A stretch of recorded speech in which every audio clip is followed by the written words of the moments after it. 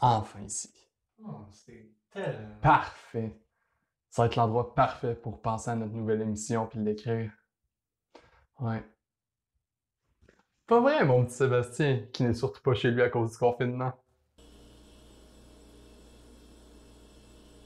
Barbies Resto Bar Grill. Quel endroit, quel festin! Stanley Kubrick. Y a-t-il un nom plus grand que ça dans l'histoire du cinéma?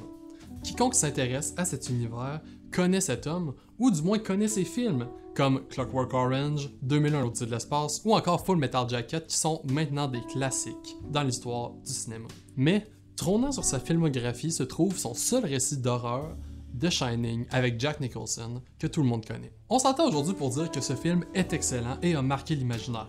Mais à l'époque, il y a 40 ans, la critique était assez mitigée en fait à l'endroit de ce film. Donc comment est-ce qu'un film avec une sortie mitigée a fait pour traverser 40 ans d'histoire et être considéré aujourd'hui comme l'un des plus grands films d'horreur de l'histoire?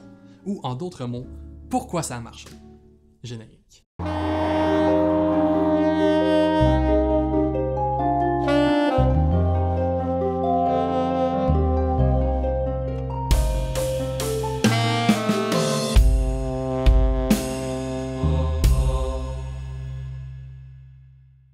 Mais avant de parler du film en tant que tel, parlons de sa genèse. En 1975, Stanley Kubrick réalise son 10e film, Barry Lyndon, un drame romantique d'époque se passant dans les années 1750.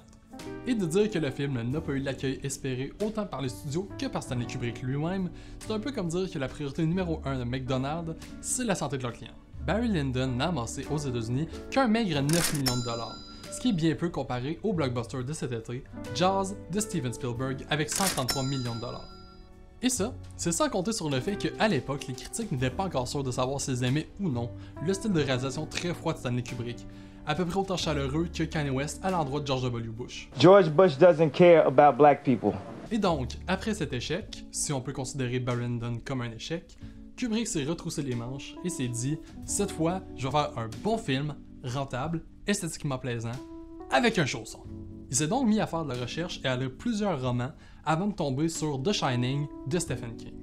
Donc, est-ce que c'est tout simplement ça? Est-ce que c'est simplement le fait d'avoir pris l'un des plus grands auteurs d'horreur de l'histoire et un des plus grands auteurs de cinéma de l'histoire, d'avoir mis les deux ensemble, que automatiquement tout fonctionne?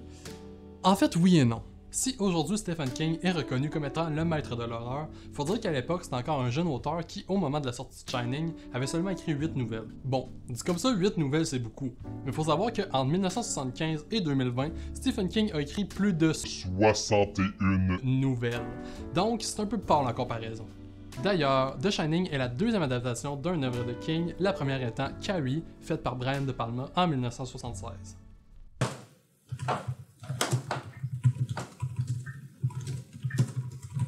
Puis c'est comment ton travail, là, comment ça avance? Non, ça avance pas. Puis tu sais pourquoi ça avance pas? Parce que t'es tout le temps en train de m'interrompre, aussitôt que je commence à avoir une idée, puis que je peux jamais réussir à me concentrer. Fait qu'à l'avenir, là, quand t'entends, ça veut dire que je suis en train de travailler, puis que j'ai besoin d'avoir la calice de paix. OK?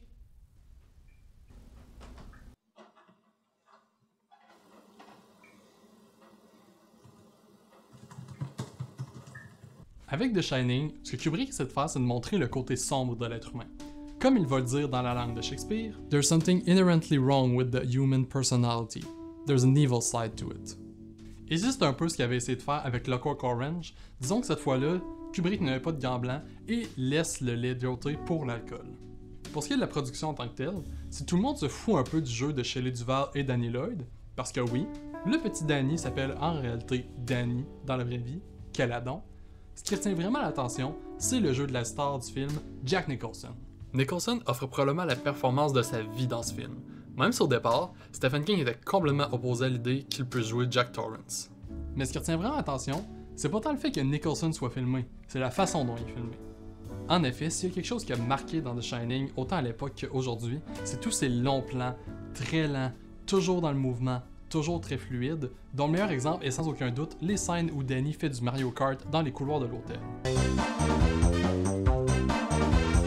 Si aujourd'hui on est habitué à une telle fluidité, faut dire que dans le temps, c'était assez rare de voir ça dans le cinéma. Et donc comment Kubrick s'y est pris? A-t-il fait appel à la magie noire, aux esprits de l'hôtel Overlook, ou encore un deal secret avec le gouvernement? En fait, il a simplement été chanceux puisqu'en 1975 est née la Steadicam, une technologie permettant de porter une caméra sur soi tout en la gardant stable par un système de contrepoids.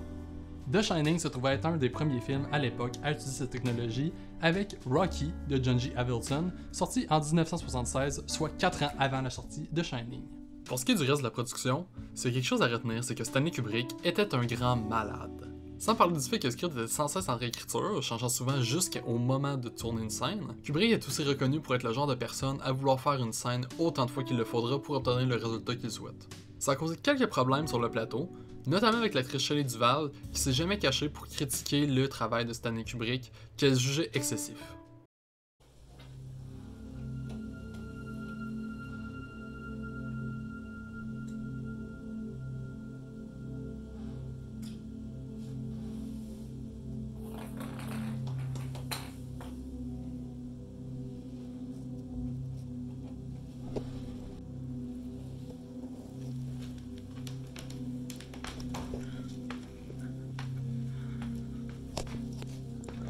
My God.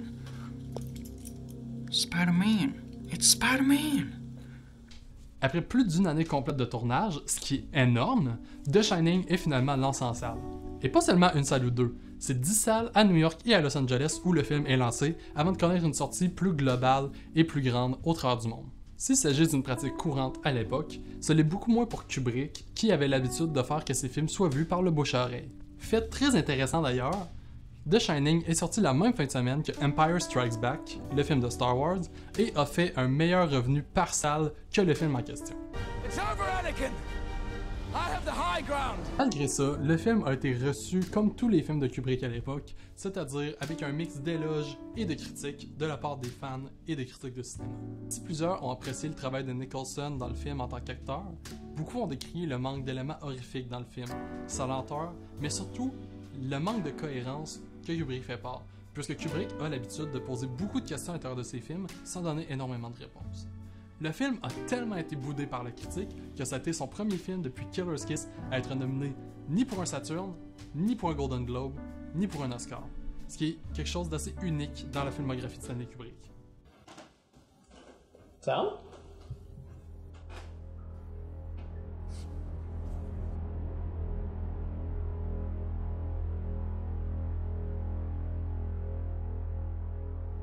Alors, Alex, est-ce que t'aimes le script?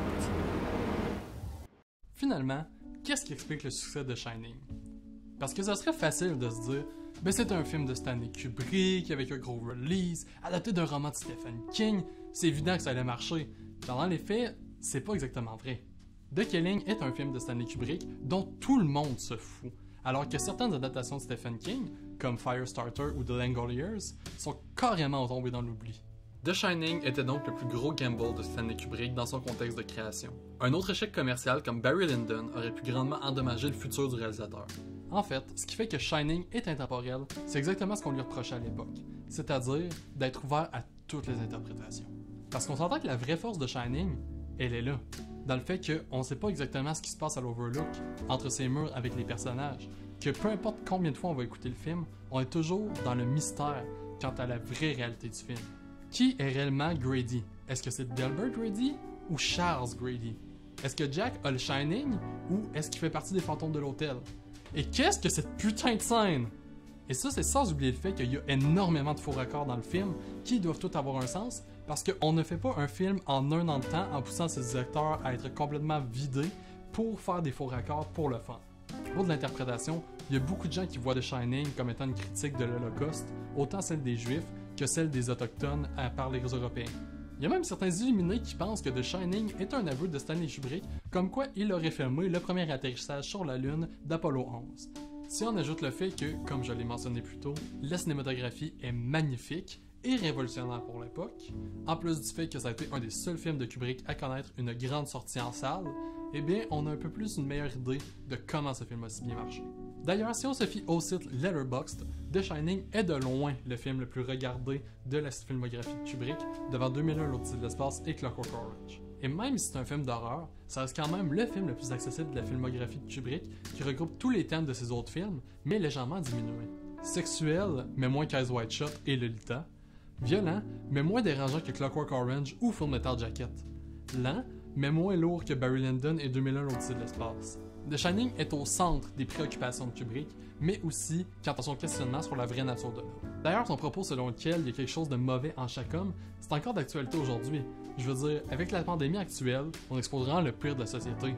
Les violences raciales, l'individualisme, occupation double, toutes des choses plus affreuses les unes que les autres. Bref, The Shining est le film phare de Stanley Kubrick, l'un des plus grands réalisateurs de tous les temps. Et selon moi, il n'a pas réussi seulement à cause des noms entourant le film, mais par tout ce qu'il a réussi à accomplir. L'impact que certaines scènes ont laissé sur le cinéma et sur le public sont encore grandes aujourd'hui.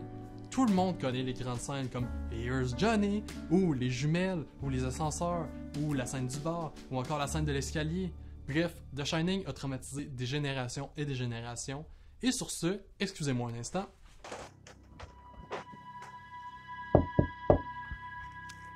Alex, j'ai besoin de ton aide pour tourner l'émission, sinon il n'y aura pas de contenu sur le channel. Mange la merde! Ok.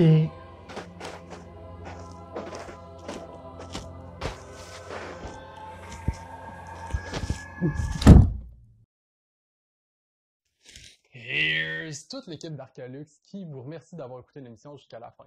Si vous avez apprécié, laissez un like, laissez-nous un commentaire, ça va vous faire plaisir de répondre et dites-nous ce que vous pensez de cette nouvelle émission. Donc, je vous souhaite une très bonne fin de journée et à plus!